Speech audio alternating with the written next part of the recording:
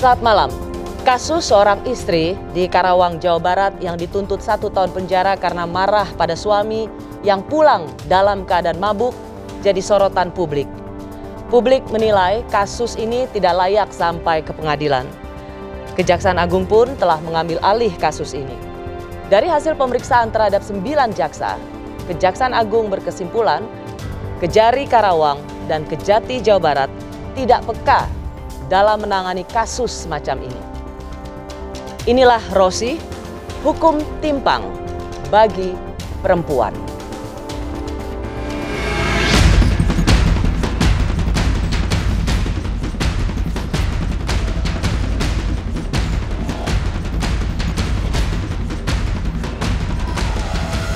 Perlu ibu-ibu se-Indonesia biar tahu, tidak boleh marah suami kalau suaminya pulang mabuk-mabukan. Harus duduk manis, nyambut dengan baik. Marah sedikit di penjara. Jadi saya punya 2 anak di rumah, saya sebagai ayah, sebagai ibu dituntut 1 tahun.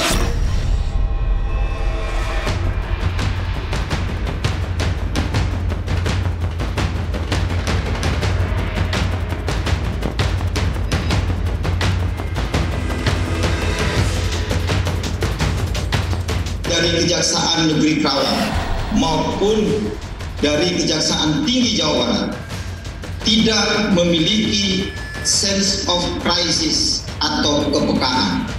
Para jaksa yang menangani perkara ini akan dilakukan pemeriksaan fungsional oleh Jaksa Agung Muda Bidang Pengawasan. Sangat lelah. Harapan utama bebas dan bisa melanjutkan hidup untuk membesarkan anak-anak.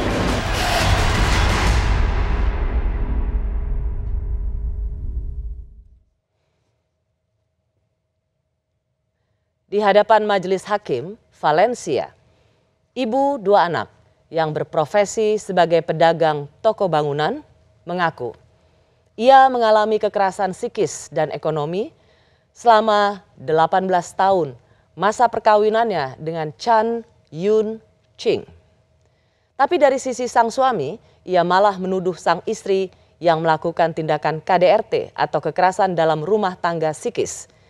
Di Pengadilan Negeri Karawang, sang istri dituntut hukuman 1 tahun penjara karena marah pada sang suami. Padahal menurut sang istri Valencia, ia marah pada suami karena kerap mabuk-mabukan. Kamis 18 November, Valencia membacakan nota pembelaan atau pledoi di Pengadilan Negeri Karawang, Jawa Barat. Kita dengarkan pembacaan pledoi Ibu Valencia. Pembelaan saya, habis gelap terbitlah kriminalisasi. Tanggal 2 Januari 2020, saya serasa lahir kembali setelah 20 tahun menjalani hidup seperti budak dan diperalat. Setelah disahkan perceraian saya dengan Chan Yun Ching oleh Pengadilan Negeri Karawang. Dengan optimis, saya berharap mendapat masa depan yang lebih baik dan hidup merdeka sebagai wanita Indonesia di negara tempat lahir saya.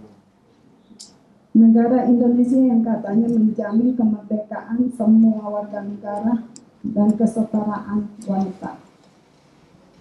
Saya merasa benar perkataan Ibu Kartini bahwa habis gelap terbitlah terang. Namun ternyata itu hanya harapan tidak dapat di saya.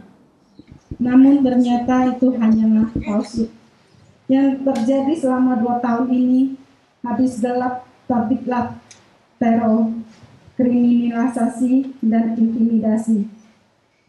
21 tahun yang lalu, saya terpaksa menerima keadaan dan menikah ke Taiwan demi mendapat taraf hidup yang lebih baik. Walaupun ternyata sampai di sana, ternyata pendatang dari Indonesia adalah warga kelas 2, dianggap TKW. Semua tidak sesuai harapan. Saya menikah dengan WNA Taiwan, ternyata sudah 3 anak, pemabuk, penjudi, tukang selingkuh, dan tidak punya pekerjaan tetap. Tapi sebagai wanita, saya berusaha bertahan memperbaiki keadaan dan berharap suami bisa berubah. Berharap anak-anak tetap memiliki keluarga yang utuh.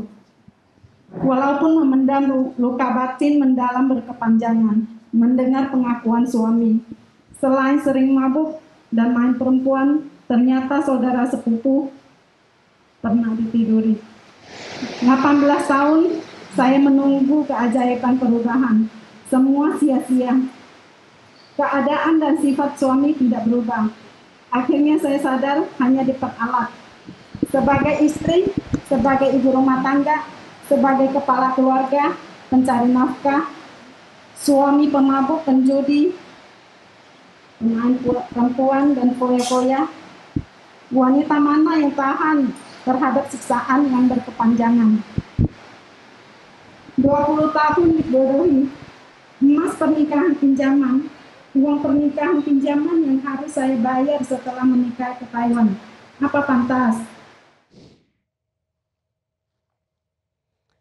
Dan untuk mendengarkan langsung apa sebenarnya yang menimpa Ibu Valencia hingga dituntut 1 tahun penjara atas kasus KDRT psikis, sudah bersama saya lewat sambungan Zoom Ibu Valencia. Juga bersama saya mengundang anak dari Ibu Valencia yang identitasnya kami samarkan atas permintaan keluarga. Juga ada pengacara Ibu Valencia, Bapak Iwan Kurniawan. Selamat malam Ibu Valencia, Pak Iwan Kurniawan dan putri dari Ibu Valencia. Selamat malam Bu. Selamat malam Ibu. Ibu Valencia, Bu. selamat malam. Ibu Valencia, terima kasih. Saya rasa ini adalah wawancara pertama Anda pada media televisi ya Bu ya? Ya, benar Ibu. Terima kasih Anda menyediakan waktu untuk Rosi malam hari ini. Saya tahu bahwa hari ini Anda mengikuti persidangan dan membacakan pembelaan atau pledoi dengan judul yang Anda kutip dari surat Ibu Kartini, habis gelap terbitlah terang, tapi Anda ubah jadi habis gelap terbitlah teror. Bu Valencia, sebelum saya berbicara soal pembelaan Anda, saya mau tanya, bagaimana sesungguhnya persoalan yang menimpa Anda? Ya, seperti yang tadi saya baca di pledoi, ya kurang lebih ya kayak itu secara garis besar. Tahun 2019 ya, saya mengajukan gugatan cerai. Ya, sejak menggugat cerai ya dibikin laporan sama mantan suami.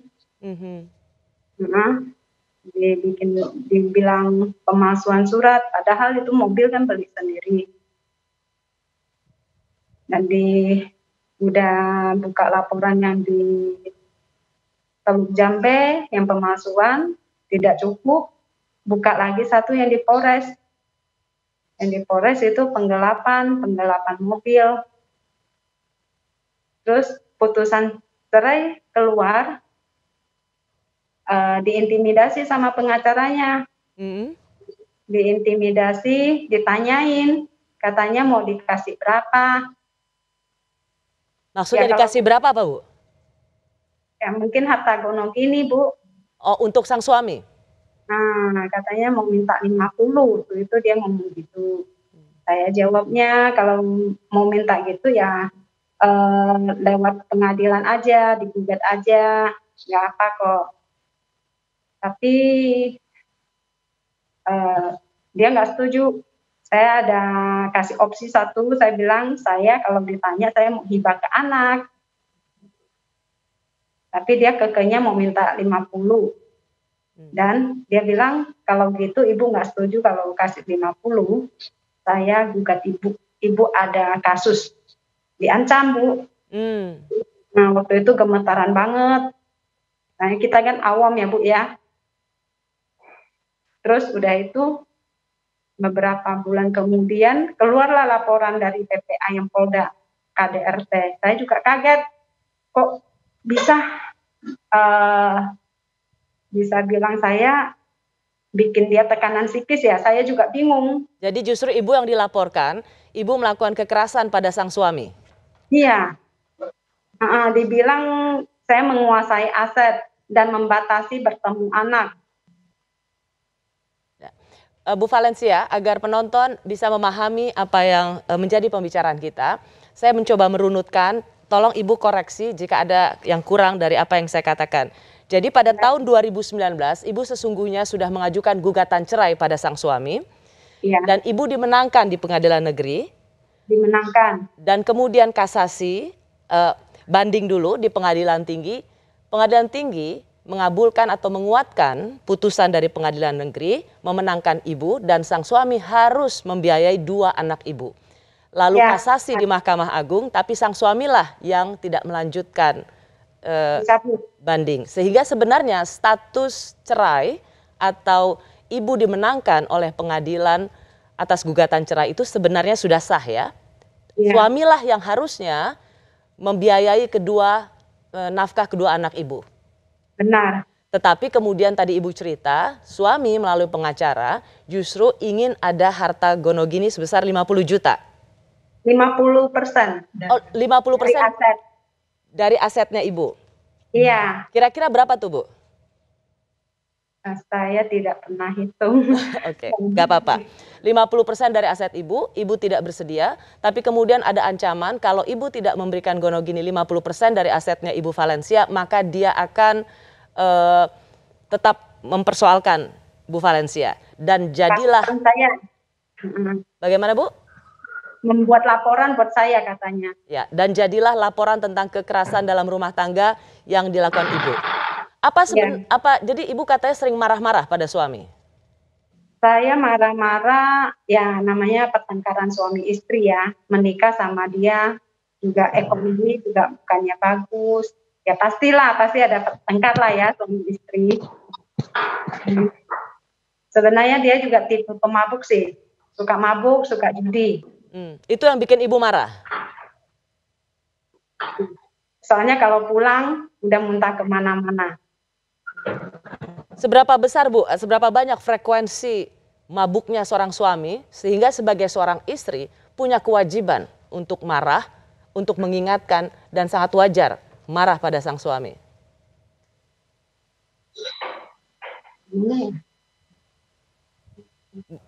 Ini soalnya dia kalau pagi juga minum, siang juga minum.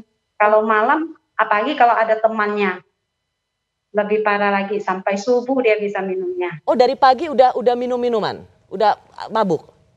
Itu kalau minum, kalau pagi dia biasa minumnya ya segelas-segelas lah. Tapi kalau ada teman minumnya sampai mabuk nggak tahu orang. Nah Bu, bagaimana ia bisa mendapatkan bukti bahwa ibu marah-marah? Benar katanya direkam ya Bu, sehingga itu menjadi dasar atau bukti sang suami bahwa ibu melakukan kekerasan psikis pada sang suami. Bulan Februari dia meninggalkan rumah. Dan waktu itu kan toko acak-acakan masih direnovasi. Dan saat itu ada pertengkaran sih ya, dia meninggalkan rumah. Terus karena galau labil lah, saya telepon. Mungkin saya ngoceh-ngoceh gitu, dia matiin telepon saya. Nah itu ya saya voice note ke dia. Voice note saya marah, kadang ya namanya istri ya, kadang marah, mulut marah, sebenarnya hati sih pengennya bang gitu. Ya nggak taunya voice note saya itu yang dijadiin alat bukti.